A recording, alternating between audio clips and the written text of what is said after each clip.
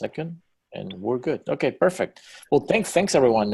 Go ahead and have lunch, and the agenda for today. It's basically, we're gonna give you an introduction. We'll review the four decisions, and then we'll just have conclusions and conversations, and we'll talk about what we're going to be doing next week. Okay, that's basically the idea. The reason why I like to do this prior to the sessions that we're going to have next week is because I want everybody to start getting familiar with the topics and the methodology that we're going to be discussing. One important component before I start that I want to point out is don't worry about taking pictures or screenshots of this. I will send Sean the PowerPoint, and I'm recording this for you guys. And as a matter of fact, even throughout our sessions next week, don't worry too much about taking pictures of the screens and stuff like that. Everything that we're going to see in this implementation project is yours. And my main objective here is for you not just to learn this. Actually, learning doesn't change you, and learning is not going to change the company. Learning doesn't change the world either. Learning is memorizing. What we need to work as a team is implementing the tools that I show you. Okay, so think about how can I take this down to my team and explain them the benefits and start using it. Right? Think about implementing. And if you feel like you have an idea but you don't really land it, ask me, because I have a lot of experience implementing these tools in many different kinds of companies. Okay. So this is the agenda. That was like a pre-introduction. So let's talk briefly about why this methodology came up. Okay, and I like to, before I get going, I apologize because I have a light cold. So if you see me coughing, I'm going to mute myself immediately so I don't sound big. But it's because I have a light cold. Okay, but so let's start with the different stages of a company. This is why scaling up was designed. Bernd Harnisch, my business partner, he came up while he was coaching different kinds of companies. He started to identify the different stages of companies. As a matter of fact, my business partner Daniel, who Sean met in San Diego, in Austin, is very passionate about these topics of the stages of a company. And Bernd started to see that basically a company had, about 4 stages. It was a startup, and then became a small business, and then became an established corporation or a business, and then it became a transnational or global corporation, right? But what he saw was that each of these stages that the business went through require a different kind of competencies, right? Meaning companies from its people, right? So he said he started to see that in many cases the reason why companies were very successful to move from the startup to a well-established corporation is because the teams understood that process and understood those needs, the specifically around competencies, and they acquired these competencies of each stage, right? If you wanna make it easier to understand, it's like the life of a human being. It's a baby, it's a teenager. I have 2 of those right now, by the way. And then you have a young adult, and then you have a mature adult, right? And that's, if you think about it, for each stage of our lives as a human beings, we require different kinds of nutrients, right? At the beginning is mom's milk and very light baby food. And then when they become teenagers, they have to, they're eat anything and they just consume everything, right? And then become adults and mature adults like my parents right now. They have to be very disciplined, right? So the team members of a company, we are actually the food of a business. So we need to evolve. We need to adjust ourselves, right? I always use the analogy that you give the baby food, and you can still give baby food to a teenager, but you're not going to give a steak or some ribs to the baby, right? It doesn't make sense, right? So that's why we need to understand that what we know now as a team may not be enough for the next level.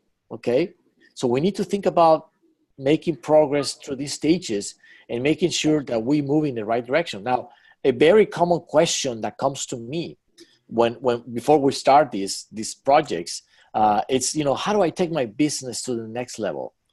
And in many cases, the answer is not your business, it's your people, right? It's how do you take your people to the next level?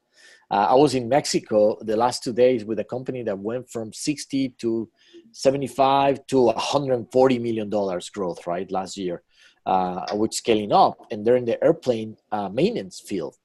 And one of the reasons why they were able to move to the next level is because they invested so much in frontline leadership. They invested so much in their culture. They invested so much in how they hire and how they fire. It's all about people, right? That's the beauty. That's why it's so important in today's sessions and next week's sessions that you, the key people of the company, are fully aware of the process, right? Now, when we talked about how do we take a business or a company to the next level, the first thing we need to identify is what is that next level, right? What is that goal that you want to accomplish?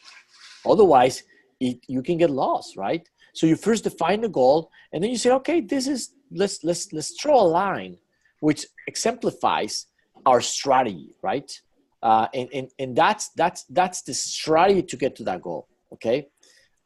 And you discuss the strategy, and you say, yeah, we're gonna get there by doing this, and then you start without a plan. And this is what happened, right?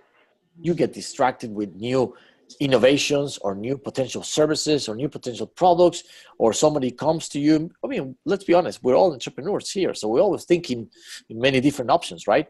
So what scaling up does is it provides you with a basic framework that everybody understands and that everybody impacts this framework, right?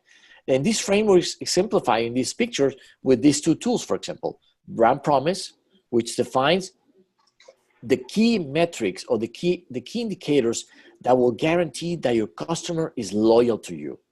There's nothing better than loyalty from a customer, right? Because when the customer is loyal to you, that means you're gonna spend less money selling more to him or her.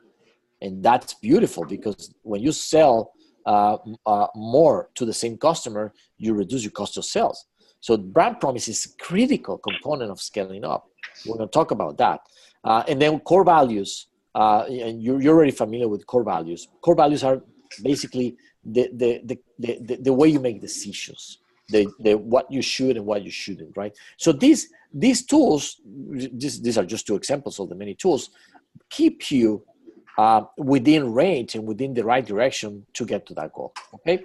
Now, excuse me. What is the result of this? Let's look at two quick examples of what's the result of making sure that you use this discipline, because this methodology, team, it was designed based on a lot of success stories and a lot of failure stories. When you read the book Scaling Up, or when you learn about scaling up, you're not only learning the what to do's, but also the what not to do's, right? Just two quick cases I want to highlight. The first one is Starbucks. Starbucks grew in a linear way for 25 years.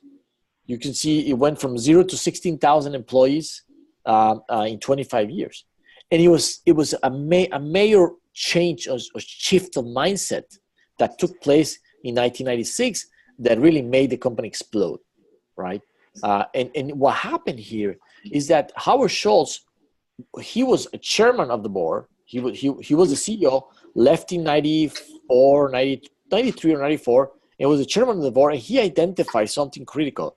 This is when, excuse me, this is when they were only in the northwest of the United States. And he started to identify that the company was focused on just selling coffee, right? They thought that was the reason why they existed. And that was not the reason why they existed. He dove deep, he started to research on his mind. Why had he came up with the concept for Starbucks? And he went back to those days when he was in his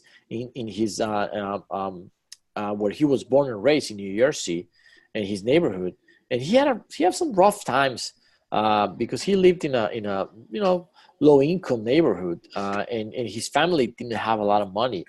And so when he went back to those days, he started to identify the reason why he will escape into this little coffee shop that was developed or was founded by an Italian lady, an Italian immigrant, that basically she created an Italian coffee shop, right?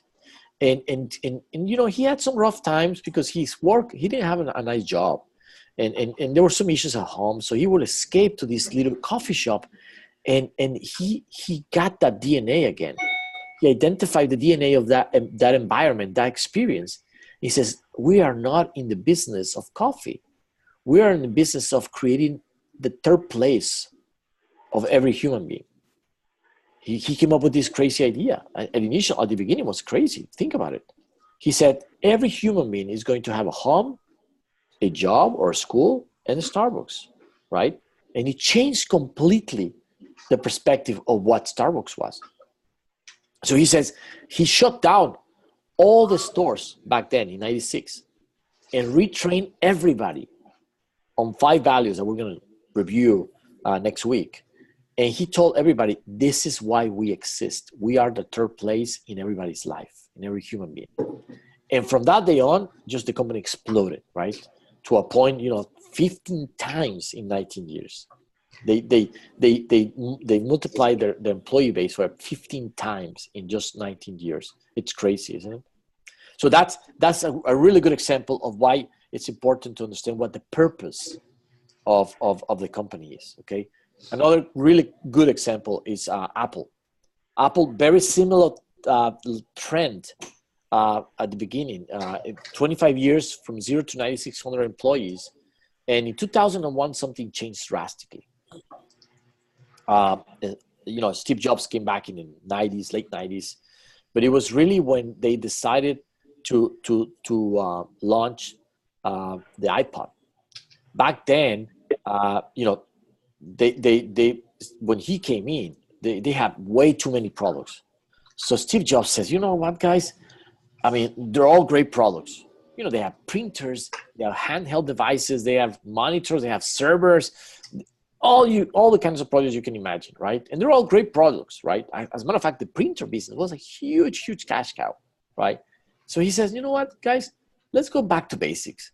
Let's just shut down all the products. Let's rearrange the whole team, not fire anyone, just rearrange the whole team. And let's make sure we have 4 teams. The team that is going to focus on the Mac for professionals, and the Mac for consumers, and the team is going to focus on the laptop Mac for professionals, and the MacBook for consumers, right? Let's just focus on products and really understand why people and how people are using our product. Because when he asked everybody, he's like, no, I don't know. They just buy it because it's Apple. Of course. Let's really identify how we can impact. Let's be empathetic about how our customers use our products, right?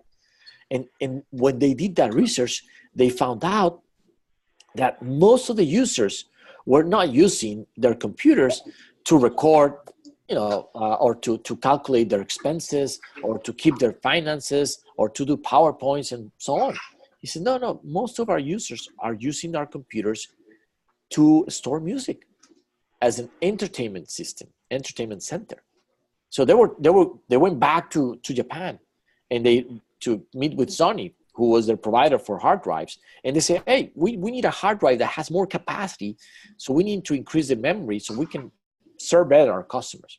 And Sony came up with these great ideas of a hard drive with more capacity, and they all agree and everything. And while these conversations, excuse me, one of the engineers in Japan approached one of the engineers from Apple and say, hey, I developed these little things like a microprocessor, right? I developed this microprocessor that also holds memory. So it has a processing capacity and memory capacity in the same thing. Usually they're separated because of the heat. And so he developed a process to have them both in the same place. So it was really nice processor with memory. And immediately, right away, the engineer of Apple, who had a clear concept of why people were using their products, he took the piece and said, can I take this sample and back to California? He says, yes, of course, test it. Okay, I think I have an idea. Remember, this is when Sony was the world leader in portable music with the Walkmans. I'm sure a few of you remember the Walkmans, right? The big boxes that we used to carry, or the yellow ones that were waterproof to take it to Sao Padre, right? It's really cool, right? And everybody that you see in Sao Padre or any beach with Jello, oh, that's a cool guy because he has a Walkman, right? Sony was the leader, but they had no idea what their customers wanted. They were doing movies, they were doing video games, they were doing TVs. They actually had a label company. They have Madonna and Michael Jackson.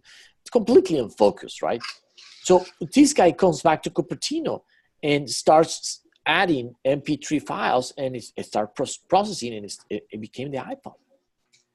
That was when they changed their approach from being a computer company to being a company that provides solutions to improve people's lives with great design, right?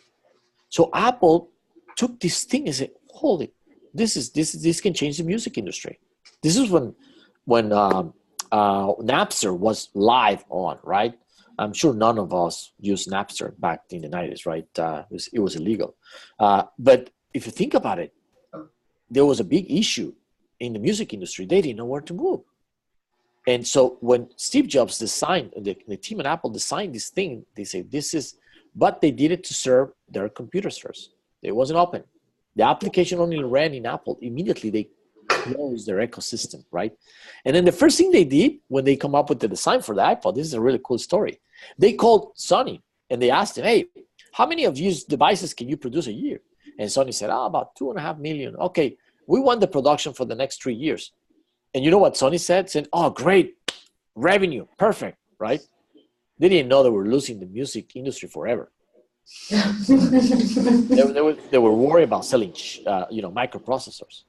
So Apple comes back and launches the iPad, and it changes everything. It changes the mindset of the company. All of a sudden, the people said, "We're not a computer company. We're Apple. We provide amazing products with great design to really improve people's lives." And they start doing it. And then the big challenge they had right around 2003, 2004 was when someone had designed the iPad. That was the biggest launch they were going to do in 2003, 2004. They were going to launch the iPad. And Steve Jobs blocked them. He says, "No, guys, we are not about just selling products because they're products. We're going to sell products because they improve people's life." And I go to a coffee shop or a restaurant, and I see people carrying their flip-flop phone and the iPod. He says, "We got to combine. We're making life miserable now. People are carrying two things. If we do the iPad, they're going to carry three. So let's go." And that's why they came up with the iPhone. And that changed everything, right? That made Apple the biggest and most valuable company until a few months ago when Microsoft really beat them. But what's interesting here, if you think about it, they don't have a lot of products. This is just 2007, 2011. And if you look at this, you see 3 products. The other ones are basically accessories, right? But if you go deeper into the electronics and entertainment industry, these products, which made Apple the most valuable company in the world, only represent 7% of the industry. Isn't that amazing? 7% of the electronics and entertainment industry. The other 93%, it's out there. And they didn't care. Because in this 7%, it was 50% of the profitability of the industry. And that's what you want, right? A business is about making money. And the more focused you are on where the greatest gains are, the easier it's going to be to scale it, right? And if you look at Apple, what has made it one of the most valuable companies in the world is they always focus on just a few products. They have the iPod, the Mac, the iPad, and the iPhone. Now they added the watch and a few other things, right? But if you think about it, they're very focused. I mean, let's look at it. Let's look at, and I invite you to do this, but if you go to Apple and you look for phones, you see 2 phones, right? One that is really expensive and the other one that is expensive because they're both expensive, right? and you go to Samsung and you look for phones and it's like 32 different phones, right? and they're great. Don't get me wrong. Android phones are great, right? But think about it. I mean, how focused is Samsung in terms of quality and experience with 2 dozens of phones versus Apple with 2, right? And they're still struggling if you think about it, right? So this focus is really important, okay? In other words, what happens here is you manage growth when you focus, okay? Now, how do all this looks in scaling up, okay? So this is a timeline of what scaling up looks like, okay? It's basically we're going to start from the long-term vision. We're first going to define what's out there, what we want to be, right? And then we're going to focus on 3 to 5 years, and then we're going to zoom in into a year, right? And then we're going to work and plan what we're going to execute as a team and individually in the next 90 days, okay? This is basically the timeline of scaling up. Now, how does this compares to the different perspectives of the different tools in scaling up? Well, scaling up has 4 major decisions, we call it. The people decision, the strategy decision, the execution decision, and the cash decisions, okay? We're going to go deeper into each one of them a little further, okay? What we're going to be doing in the second day, or between the last part of the first day and the second day, is we're going to focus on the tactical, the execution planning, okay? And more specifically, we're going to focus on the quarterly planning, okay? And the first day, we're going to focus on this part, okay, the blue one. So that's basically what we're going to be doing next week. It's really interesting, guys, because what we're going to learn as a team, not just about the company, but about the companies that we have and where we need to improve, it's going to help us for a long time. And it's going to help you also in other projects in your life. I can assure you that. Now, this all looks really pretty, okay? And looks really interesting, okay? But I can assure you, it is pretty, it is interesting, but it's not easy, and it's not fast, okay? And it will require effort. And it will, most important, it will require alignment, okay? So I've been doing this for 7 years. I was lucky enough to learn this from the guy that created this whole thing. And every time we implement this in a company, I see a few like action items, a few bullet points, a few key points that I need to discuss before we get going, right? So everybody's aware of this because it's very interesting, it's very intense. The first point, I call it the 20 miles a day, okay? The 20 miles a day march. And this goes back to a true story of 2 teams that were trying to discover the South Pole in the late 1800s. There was a team from England and a team from Norway. And the team from England, back then, England was leading the world militarily, financially. You know, they had all these colonies. You know, they were basically they were setting the tone in the world. So this team from England, they felt like they were going to be the first ones to get to the South Pole. And the Norway guys were more cautious. You know, they said, well, let's really learn what some people, you know, used to move in that area. Let's try to understand at least businesses and different components, right? So they all started within days of difference. and the English team was very aggressive. And the English, the leader from the English team was very, very, let's put it this way, he wasn't humble, right? And he says, we have the best dogs, the best team with the best techniques. We're going to be there first. And the Norway team leader said, you know what, let's really plan this well, because there's no point on taking all these food and supplies all the way out there and then come back with them. Let's leave deposits, right? The trip is so intense that you need to leave food deposits so you can come back and eat and you survive, right? So a lot more plan. But the best thing that the Norway leader did, he said, guys, to his team, we need to walk 20 miles a day. And we're going to get there safe and sound, and we're going to come back safe and sound. That's the goal. It's not just about getting there and discovering, it's about coming back and celebrating it, right? And he had that basic goal based on the distance and the patterns and the terrain. He says, we got to walk 20 miles a day. And they started. Every try, and when there was a big blizzard, or a storm, it will take them longer to walk those 20 miles. They will set camp and they will sleep, right? And when there was a really nice day, they will walk the 20 miles in less time, and they will stop at 20 miles, set up the camp and rest, have some extra time for rest, right? And the English team did not. They didn't do that. They just went as fast as possible. And the team from England got there first. They were the winners. But none of the team members came back alive. They all died. It was a failure project for them. The Norway team went out there and came back. And so the person that wrote about this, which I recommend you to read about it, is Jim Collins. And he explains, he actually got a hold of copies of the diaries of these two leaders. And he also found, different attitudes. The team from England, the English leader, was very aggressive and was always complaining. And the team and the team leader from Norway was, it was keeping his team focused and making sure they felt that they were making progress. And he would write down, today we went through a nasty blizzard, but we accomplished our 20 miles. We set camp, we had dinner, and we slept, right? So what happens when you move on a mark that you know exactly and that you have control of it? You feel that you're making progress. You have alignment, and that's powerful, team. We need to understand that, okay? So let's think about the 20 miles a day. Let's not try to rush things. The second component, and this goes back to the stages of the company, okay? In many cases, we watch professional sports like the NFL, or in this case, soccer, or anything.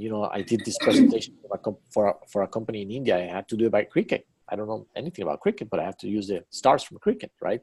But if you think about it, we see these athletes, and we think ourselves like, oh, we are professionals too. They are professionals. We're professionals. But we don't look for new ways to improve. And when you see these guys playing on the weekend or in a World Cup or in a playoff game, you're only looking about 5% of their time in the week. The other 95%, they spend it on the gym, preparing, recovering, and it doesn't matter if it's cold, if it's wet, So they continuously preparing and looking at the team they're going to play, and they look at new plays and how they can improve, right? Their physicality and their strengths and all that stuff. So when we see the fancy jumps, right, we forget about these things. How difficult it is for them the other 95% of the time when they're preparing. And this applies to us, guys. If we don't prepare more, we're not going to be able to perform at the peak that business needs. Okay, we need to be very, very focused on how we can get better individually and as teams. Okay, and then the third thing, which goes very much in hand, is in most cases, and this is most cases, probably 99.5%, success is out of your comfort zone. So we need to continuously push ourselves and our teams out of their comfort zones, okay? If we really want to make it to success, we need to continuously push ourselves into new challenges, all right? The fourth item, this is a business, and it's about winning, about making money, about growing, and in some cases about beating the competition. And I always like to use the analogy of this coach. He was the coach of Barcelona. Now he's the coach of the Barcelona Soccer Club. Now he's the coach of Manchester City. His name is Pep Guardiola. I don't know if some of you follow soccer, but he's right now considered the best coach in the world. And he beat a team 6-1, which in soccer is a lot. It's crazy. And he was in a final. And so they asked him, why do you humiliated this team? And the guy says, wait a minute, you don't understand football at all, soccer at all. Let's go to the next question. I'm not going to enter the discussion. The guy says, well, I've been here, following soccer longer than you are alive. This was a reporter. He says, well, you don't get it. He says, when my team is playing and they're losing, they play to win. If they're tied, they play to win. And if they're winning, they play to win. They don't play anything other than winning. That's the key component. And in business, it's the same thing. If we don't focus on winning, someone else will. And you are in a very competitive industry. So we need to laser focus on making sure what we need to do to move to the next level and to win, okay? The fifth item, we need to build a discipline of setting priorities so we can focus, so we can really get to results. And that's a huge component, okay? If you're not have a habit or the discipline to understand and identify priorities, you're never going to be able to focus and results will never come. That's a huge component.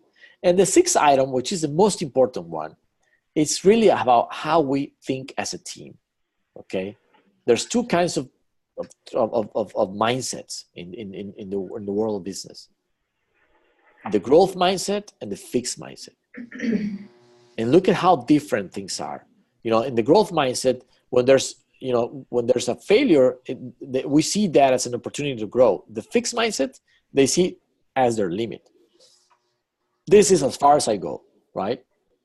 When the other one says what I need to do. The second item is, you know, the fixed mindset says I'm either good or I'm not. And the growth mindset says I can learn and I can do anything I want and anything my business needs and anything my team needs, right? The fixed mindset says my abilities are unchanging, and the growth mindset says challenges help me grow. But you'll read more this more in a more calm way. But the biggest one, in my opinion, is the second from the bottom to the top. In many cases, when, you know, in a fixed mindset, when somebody does well in the team, the fixed mindset sees that as a threat, right? And he probably pushes that person so that he or she doesn't do well. And the growth mindset gets inspired by that. And that changes everything. That creates a team that is interdependent, and it will try to inspire everybody to be better. So really think about this. This is a key component of scaling a company, scaling a team, okay? So let's jump now on the 4 decisions, okay? Just briefly gonna go over them. The people side of the people decision, the basic component here is, and we need to continue. So all of you have team leaders.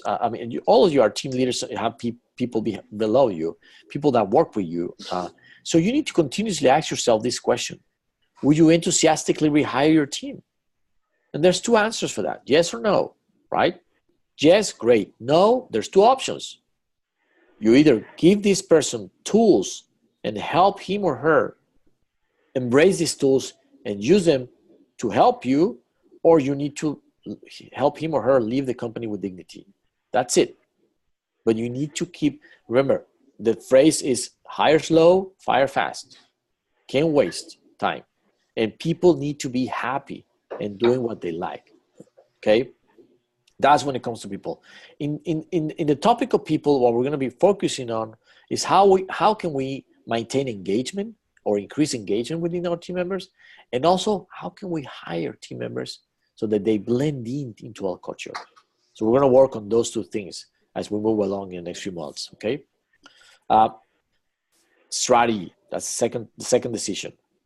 And the challenge here is how can we design a strategy that can you state fairly simple so that everybody understands, everybody can define the strategy, and most important, everybody understands how they impact the strategy so they can align to the same goal. That's the challenge in strategy. If you come up with a full-page description of your strategy, you're not going to get as much alignment as other companies do, right?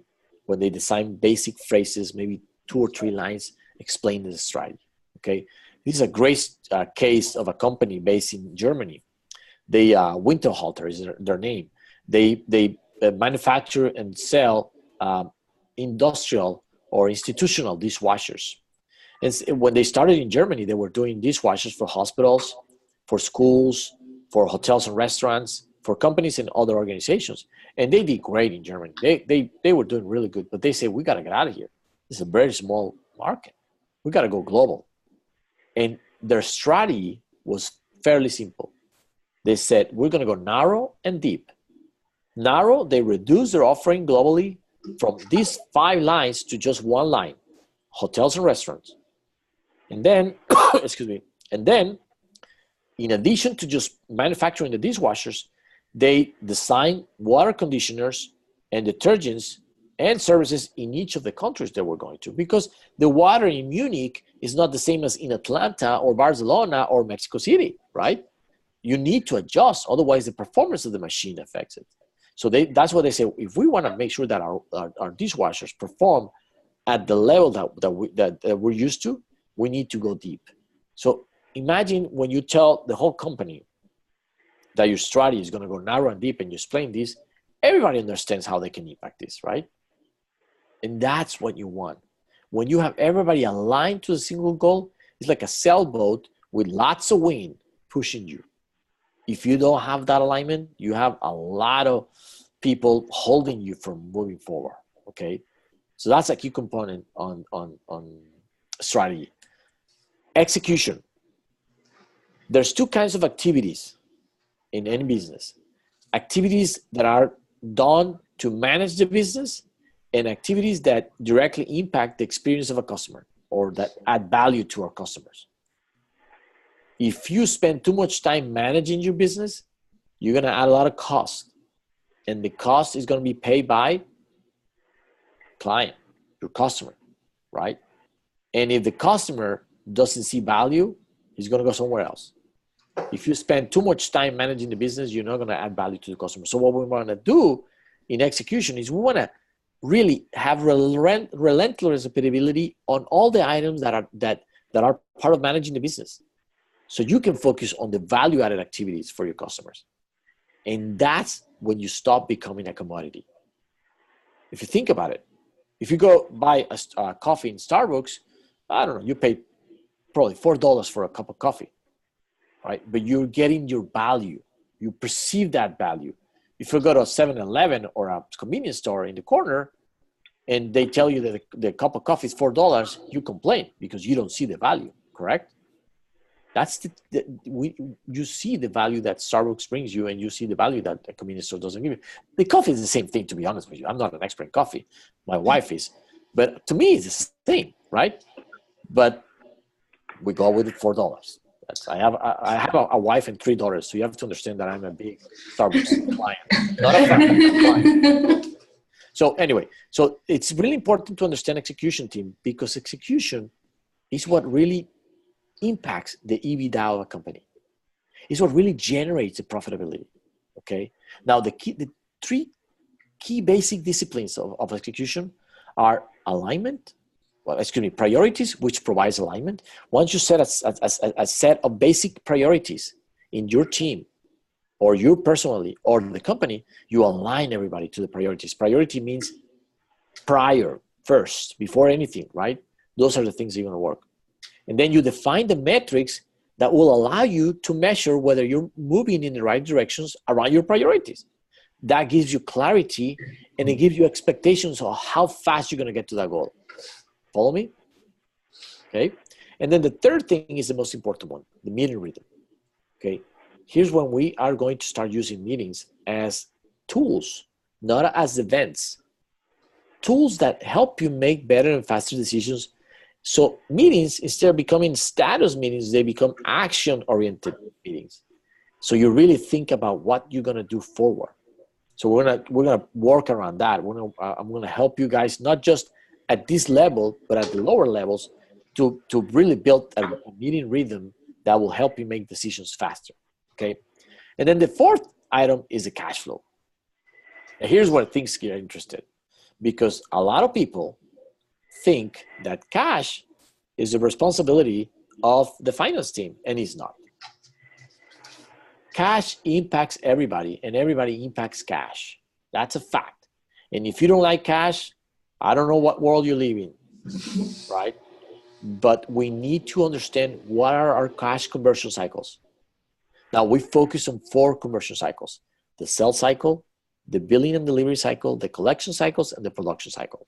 Okay, they apply to all businesses, and we're gonna review these through case studies of companies that do projects, companies that do retail, companies that do health services, and company that does manufacturing. Okay, so we can understand the different perspectives. But the biggest challenge that we have around this is that we need to build a habit of continuously review as a team these cash conversion cycles, because there's always a way to improve it. Always, even if you think it's already as condensed and as short sales cash conversion cycle, there's always a better. I've seen it all. You know, I'm coaching a company here in Austin. You probably heard of them. Their name is Indeed. It's a job search site, and it's amazing. But they have this committee of even the human resources team members help reduce the sales cycle, because they almost 99% of their cash comes from credit cards. So it's really interesting when you build a habit of reviewing this. It's really powerful. Okay, so where are we going with these 4 decisions and with these challenges? Basically, we're going to work around a GPS, which you guys are already familiar, and we use a line. This is what we call the one-page strategy plan. Okay, and next week we're going to fill it up as a team. Okay, some of these items you already have, so we're going to polish them up. We're going to get involvement from everybody to polish them off, like core values, the purpose. We're going to do some very interesting exercises that are going to feel like, in some cases, they're going to feel awkward because they're a bit of amorphous exercises, but they're extremely powerful and really engaging. And that's what we want. We want to spread the sense of ownership to everyone in the company, not just a few people. Okay, so we're going to work on this, and we're going to try to complete it at least all the first version of the company, and we're going to start reviewing it every week. Okay, so in summary, there's one last thing I want to share with you guys, and a lot of the challenges that comes with scaling up is we think it's change. We see this as a change, and it's not. Scaling up, you need to see it as part of your evolution. Evolution is very different than change. Okay, and there's a very interesting case study that I got from this really amazing book called "The First Billion is the Hardest." I don't know if you guys ever heard of T-Bone Pickens. He's a billionaire based in Dallas, and what's interesting about him is that when he turned 73, I mean, that's old. My dad is 74. At 73 years old, by the way, when I told my dad this analogy, he didn't like me. This guy at 73 had lost all his money. He was down to his last 3 million, which for him was being poor, right? I would love to have 3 million. But he said, so I did something wrong, because he got divorced, and his wife took the dogs, and he was not allowed to see the dogs legally. That's how bad the divorce was. You can imagine that, right? So at 73, with no money, no wife, no dogs, and completely tired, he says, what have I done to get here? And he says, no, it's not what I have done. What I have not done to get here. And that's when things change. So he started, he buys and sells financial instruments in the energy business in Fort Worth. And he'll get to his office on a regular weekday around 8:30, read the paper over a cup of coffee, nice and relaxed. He will start analyzing his numbers and reviewing reports and maybe making some trades, right? Well, he was going this way, big time. He was the guy that came in the latest to the game and with the least decision. And that's what he identified at 73 years old. So he changed everything in his life. He started to get at 4 o'clock in the morning. He raised some more funds. And the first thing he did, he hired 4 people. He hired an actuarian, a meteorologist, and 2 analysts, one in London and one in Tokyo. Everybody thought he was crazy.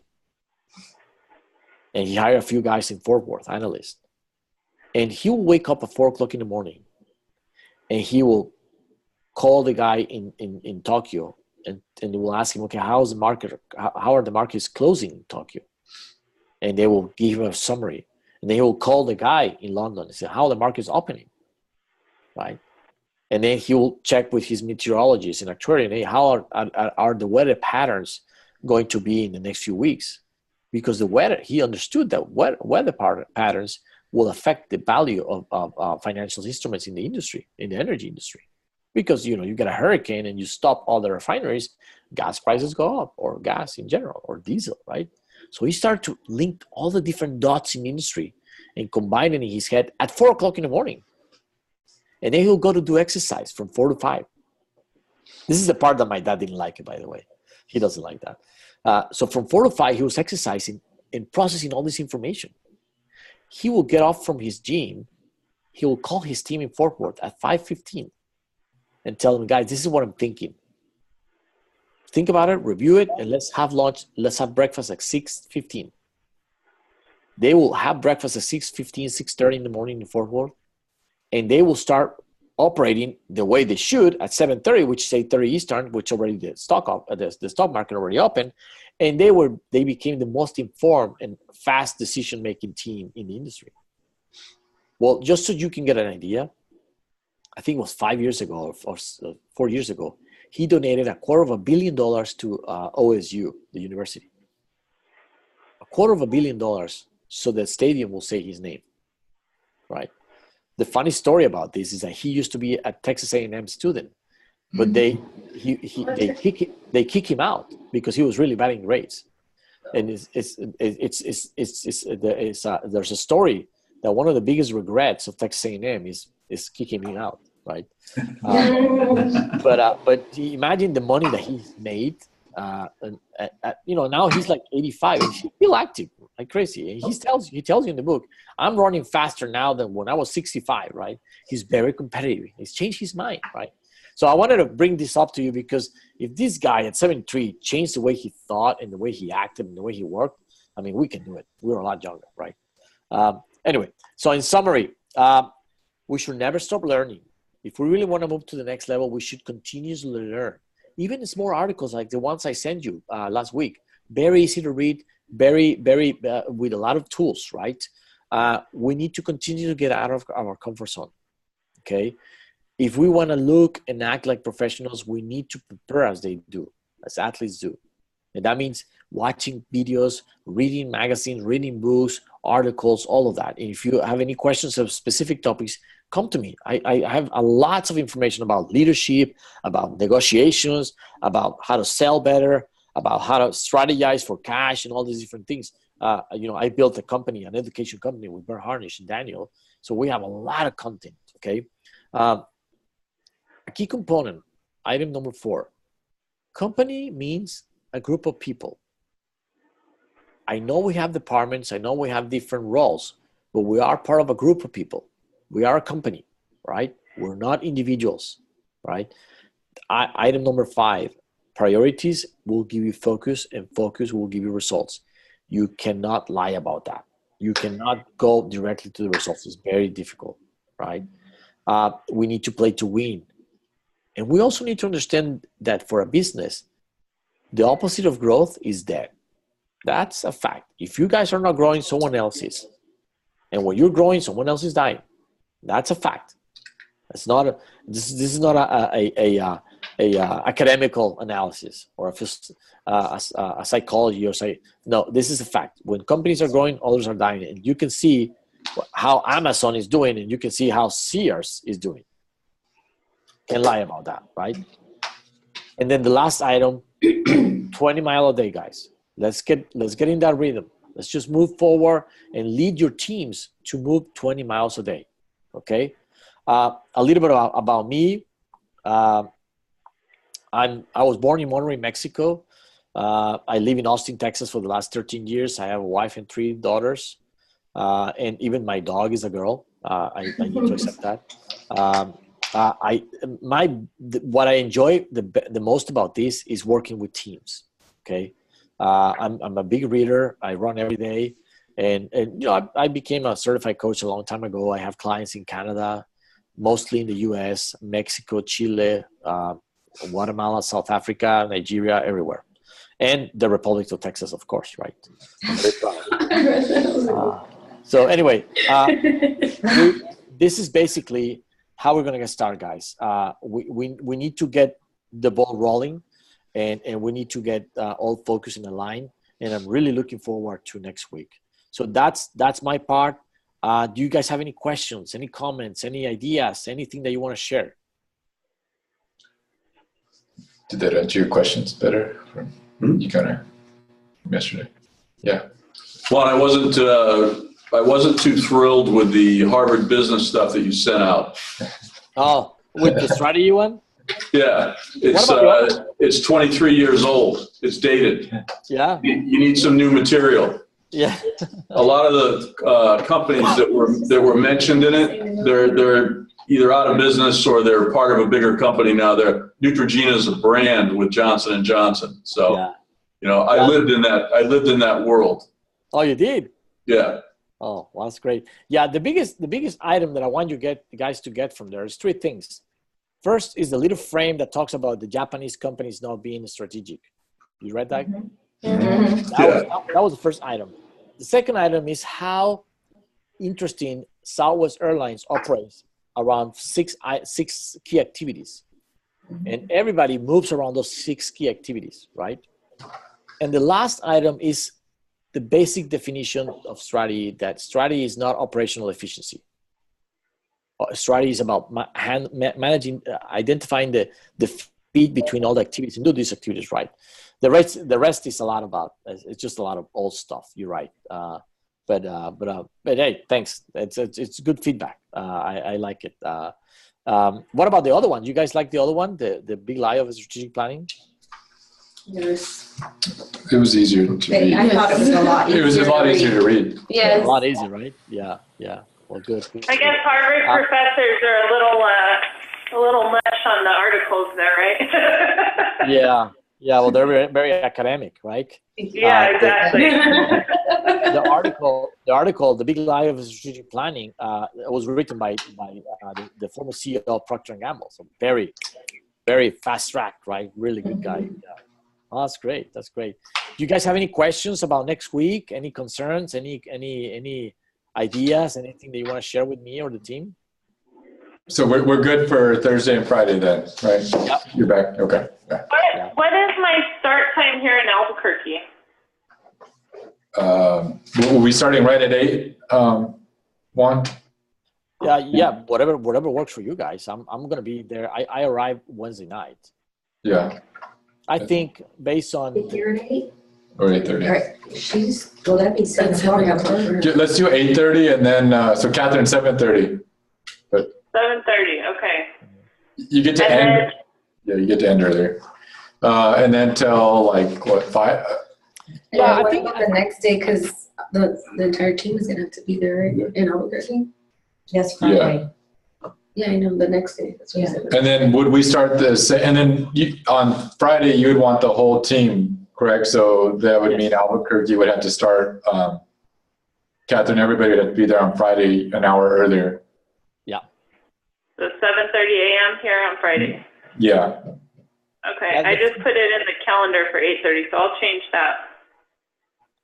The first day, we're probably going to go from 8:30 Central to probably 5:30-ish with the lunch break and several breaks. The second day is shorter. We should be able to finish. It usually ends around right after lunch, depending on how lengthy the discussions are. But yeah, you should buy it. Finish. We'll finish probably at 1:30 too. That should be enough. The second day is not as long as the first one. Yeah. If the second day is not as long, can we start at 8:30 on Friday? Albuquerque time, so 9:30 your time? Well, what we can do is we can start with the teams in Houston, and then you can jump in because it's going to be based in teams. So you can definitely join us an hour after we start in Houston. That's fine. Yeah. Is that okay, Sean? Yeah, that works. Yeah, just so you guys understand the dynamics of day 2, we're going to go briefly explain what we did in day 1, which you can do it, Catherine. And then each team is going to plan based on the key initiatives and the goals that we have for the year, each team is going to plan their quarter. And I'm going to help you guys on a one-on-one basis. And then each team is going to present to the rest of the teams. So that's why, some teams will take longer to present, some others shorter. But that's the idea, so that each one presents to the rest of the company what they're going to be doing. Okay. Great. Did you? I'm kind of just thinking about. What's that? You good? Yeah.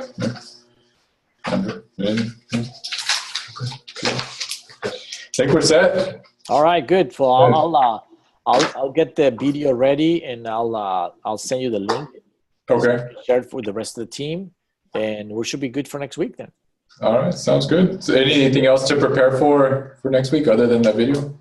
No. Just Read the let's book. come up with an open mind. If you can read some of the parts of the book, yeah. If you So Thursday we're open. Is it in our daily huddles at 9:38 Central Time. So I don't know if it's okay in between you'll start your.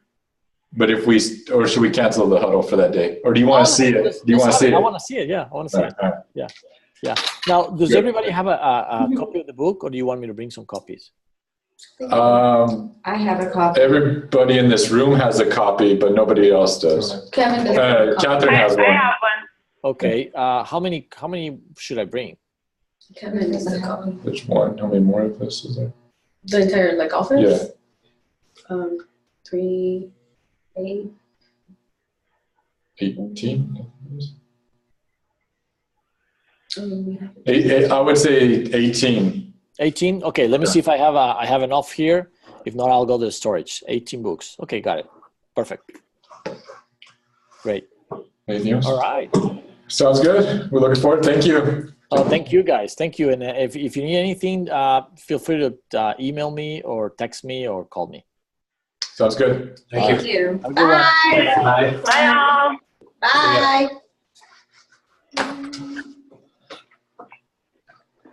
All right, this.